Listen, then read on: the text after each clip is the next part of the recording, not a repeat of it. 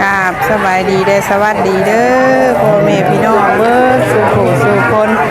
ก็ยินดีต้อนรับเข้าสู่ช่องสาวกินค่ำบ้านเฮามาพบมาพ้อกันมื้อนี้ก็มาฮอดฝั่งไทยแล้วน้องแม่พี่น้อง EP 2เนาะตอนนี้ว่าแซนก็ย่างไวขนาดเลยน้องแม่พี่น้องตอนนี้เฮากำลังสิย่างไปฮอดประตูทางเข้าพระธาตุแล้วน้องแม่พี่น้องเอ้ยโดยมาซื้อของไปฝากพี่ฝากน้องฝากพี่วัดไปน้องเอ้ยเนาะทางเข้าก็งามเลยพี่น้องเอ้ยอันนี้เพิ่นขายพินงามดีๆพี่น้องเอ้ยเนาะขายพินขายแคนพี่น้องเอ้ยก็เบิ่งน้ำกันเด้อพี่น้องฝั่งลาวฝั่งไทยเนาะเบิ่งน้ำกันพี่น้องเอ้ยบุญธาตุพนมเนาะเกิบไปพี่น้องเอ้ยว้ามีแต่ครูงามๆเลย120เนาะคูละ120เราละเนาะพี่น้องเอ้ยโลละ100โลละ120เนาะ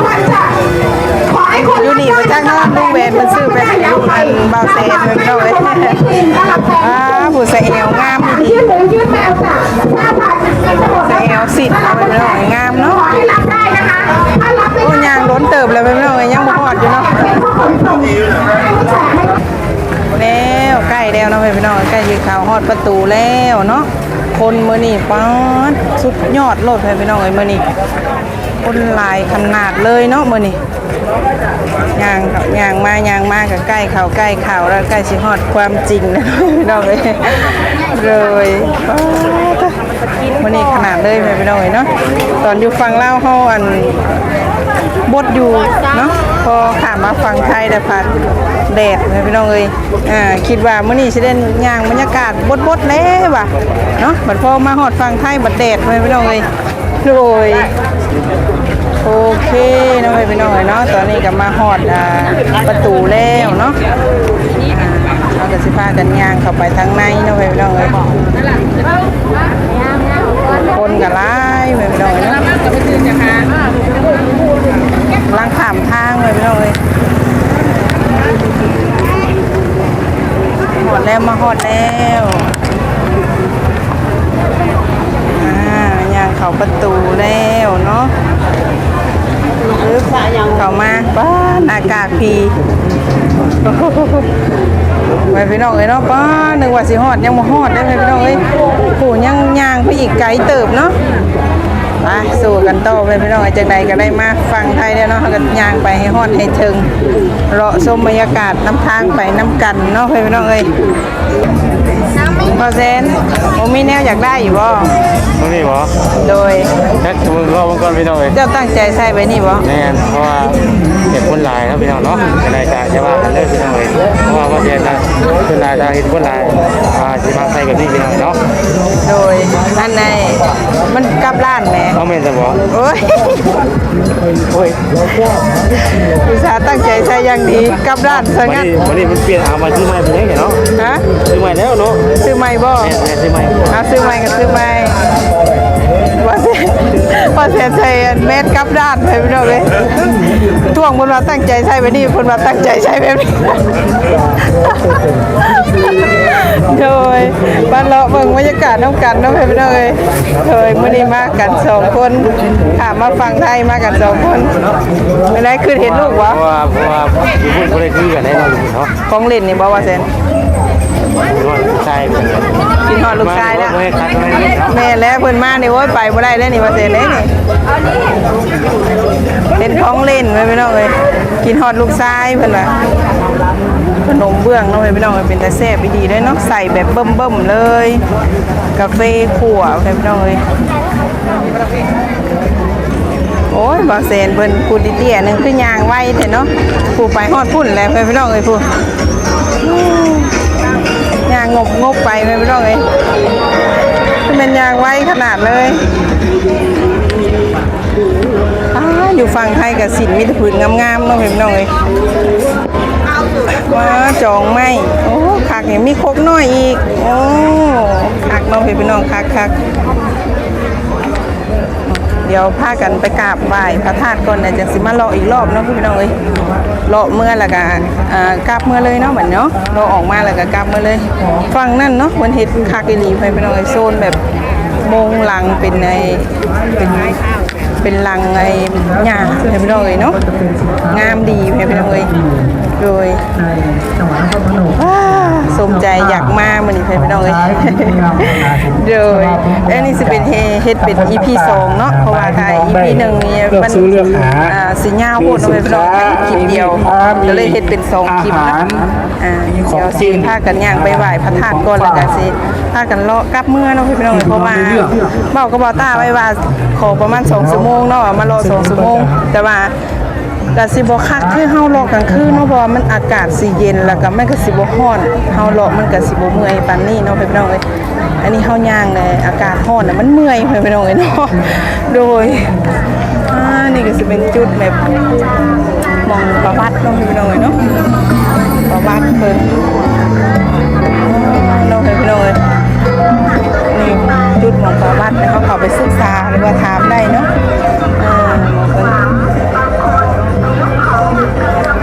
มาเซ็นยางก่อนแล้วผมเซตเถื่อไปน้ำผมไม่ต้องเลยทำมาเซ็นใส่แม่พริกขางไม่ได้ถ่าเลยแล้วไม่ต้องเลยเนาะ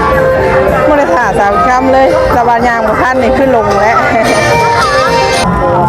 มาใกล้แล้วนะพี่น้องเลยเดี๋ยวยืนเศร้าเมื่อยจักหน่อยบาเซนเบิ่นกำลังเฮ็ดประสังเร็ว ถ่ายรูปเราอย่างไร ที่ระลึกวะเอาไว้เป็นที่ระลึกคักๆเลยว่าเซนเด้อยังเป็นปีไหลและสิได้ไหมวันนี้ปีหน้าจะกันจำอยู่ดีไม่แห้งกันได้ไหมถ้าบ่นั่นก็บ่มีโอกาสก็บ่ได้มาได้บัดนี้เนาะเพิ่นคือว่าแล้วเพิ่นก็จัดคู่ปีอยู่หรอกเว้ยพี่น้องเอ้ยเนาะผู้ใดพลาดปีนี้กับปีหน้าก็มาใหม่เว้ยพี่น้องเอ้ยแต่ถือว่าเบิ่งน้ำคลิปน้ำยางไปเนาะเบิ่งเดี๋ยวสั่งคำสุดท้ายเบิ่งน้ำน้อยพี่น้องฟังลาวเนาะคือแบบสิอยากมาหลายคนเลยพี่น้องบางคนก็บ่ได้มาเนาะเบิ่งคลิปสั่งคำเนี่ยพี่น้องเอ้ยก็ถือว่าเห็นไปน้ำกันเนาะโดย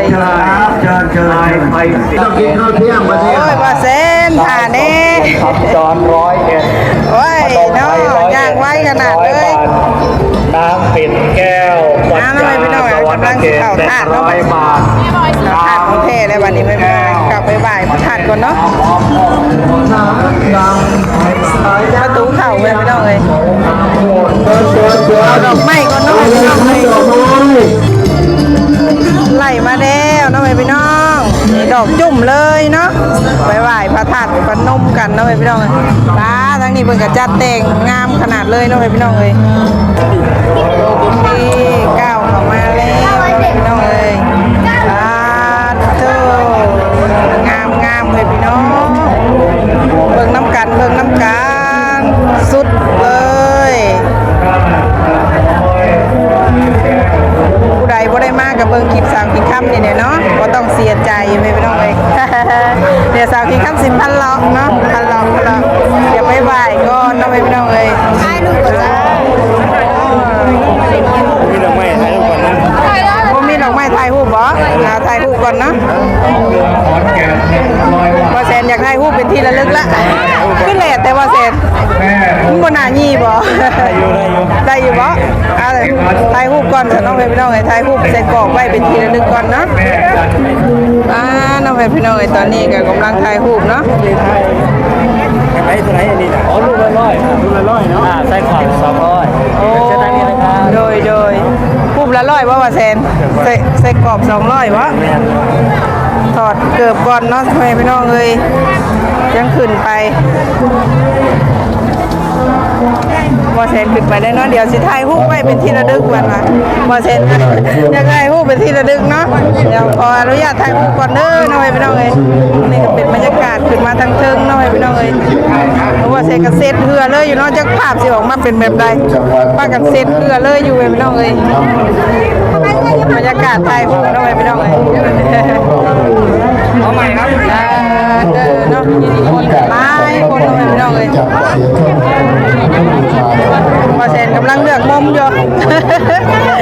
เดี๋ยวน้องรุ่นบนน้อยพี่น้องเลยออกมาสีงามบ่เนาะ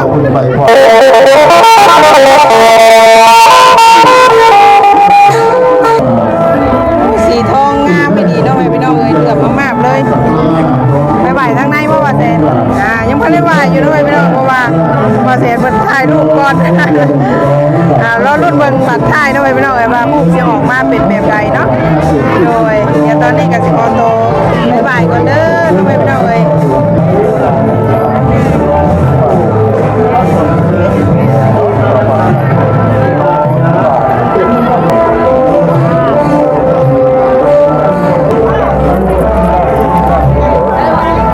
เป็นจุดไหวพระธาตุอยู่ข้างในเนาะพี่น้องเอ้ยบาทกับบาทสีทองงามๆหนึ่งเนาะพี่น้องเอ้ยทุกคนกับนักท่องเที่ยวก็กำลังลังไหลกันเข้ามาเต็มเลยเนาะพี่น้องเอ้ยเนาะถือว่าคนลายสมควรเลยพี่น้องเนาะเพิ่นบวชกับลายองค์เติบเนาะพี่น้องเอ้ยตอนนี้เพิ่นก็แห่แล้วเนาะเพิ่นกำลังเข้าไปในพระธาตุเลยพี่น้องเอ้ยโดยแต่ม่วนเลยพี่น้องเอ้ยเนาะคึกรักเสียงยังเสียงยาเนาะพี่น้องเอ้ยเสียงแห่โบดแห่บวชแห่กับปานเนี่ย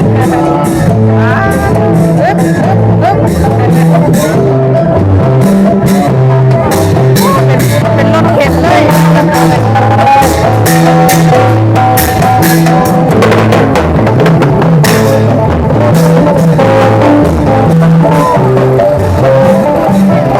ม่วนไปพี่น้องดินสดเลยเนาะว้าไปพี่น้องเพิ่นบวชลายเติมเนาะวันนี้มาพอดีเพิ่นกำลังให้บวชไปพี่น้องเอ้ย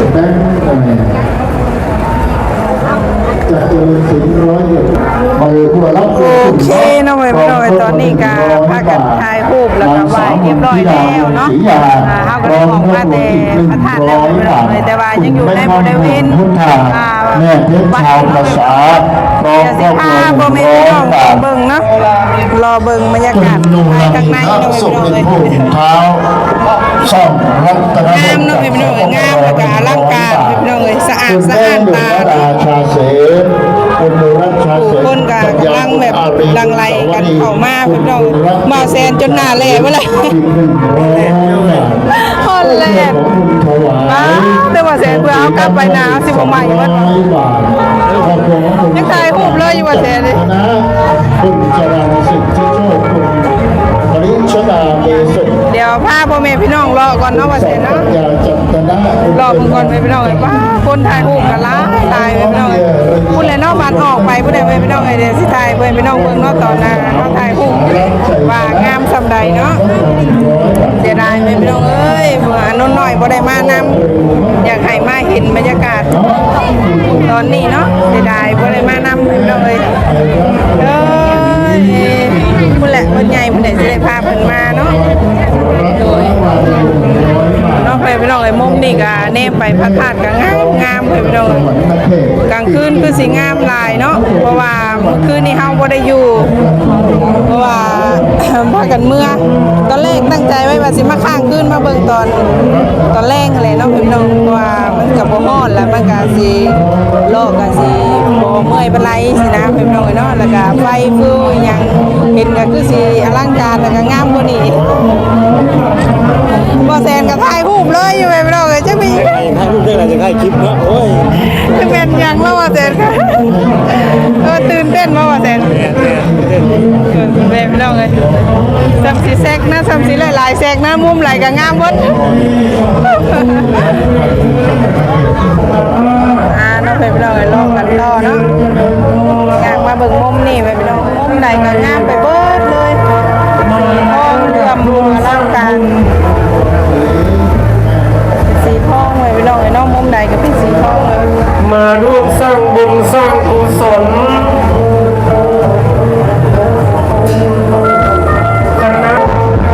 อยู่นี่ก็เป็นจุดแบบซ่าต้องไปพี่น้องเลยเรื่องแรกของทางล่างเนาะผู้ใดอยากมาบุญสองซ่ากับจุดนี้กำไรงาม ผมดีครับ โอ้มุมนี่งามมากเสีย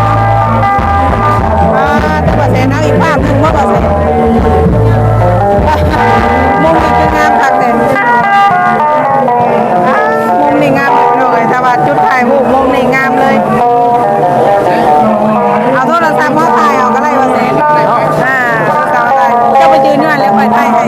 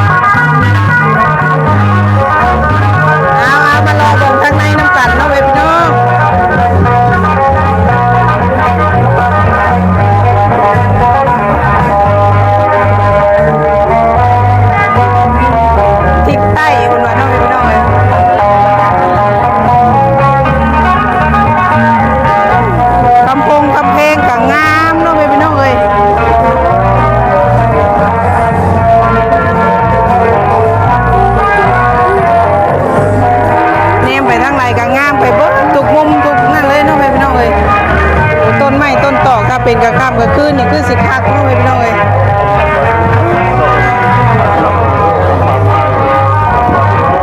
ใหญ่แล้วก็อลังการดีๆพี่น้องเอ้ยเห็นแล้วก็สุดยอดพี่น้องเอ้ยคักดีๆพี่น้องเอ้ยเนาะงามเลยพี่น้องมุมใดก็งามไปเบิดบ่มีคำใดนอกจากคำว่างามพี่น้องเอ้ยเนาะเด้ออันนี้ก็เป็นทิศตะวันตกเนาะให้พี่น้องประตูพอเซนจะแกว่งอะไรเลยพี่น้องเอ้ยสิได้หากันอีกแล้วบัดนี้เนาะย่างหอบประทัดแน่เลยพี่น้องเอ้ยน้องพี่น้องเอ้ยเนาะทางสาวอีกคำกันสิขอจบคลิปลงเพียงเท่านี้เนาะจะพาพ่อแม่พี่น้องย่างหอบประทัดพนมแล้วน้องพี่น้องเอ้ยทั้งออกไปข้างนอกก็มีแต่ห้านขายน้องพี่น้องเอ้ยเนาะอยู่ข้างในนี่ก็เพิ่นก็พากันเอาลงไม่ก็มาไหว้กันพี่น้องเอ้ยเนาะขอบุญขอพรเนาะแล้วแต่ผู้ใดสิขอพี่น้องเอ้ยเนาะเอามาเห็นแล้วก็งามเลยพี่น้องเนาะทางสาวพี่ครับก็สิขอจบคลิปลงเพียงเท่านี้เนาะพี่น้องไปพบกันคลิปหน้าเนาะสำหรับ EP 2ก็สิขอลาพ่อแม่พี่น้องไปแล้วเนาะพี่น้องขอให้พ่อแม่พี่น้องอยู่ดีมีแฮงเบิดสู่ผู้สู่คนเนาะปรารถนาสิ่งใดก็ขอให้ได้ดังความปรารถนาสมบังลังมนุหวังเด้อเนาะสำหรับมื้อนี้ก็ขอกล่าวคำว่าสบายดี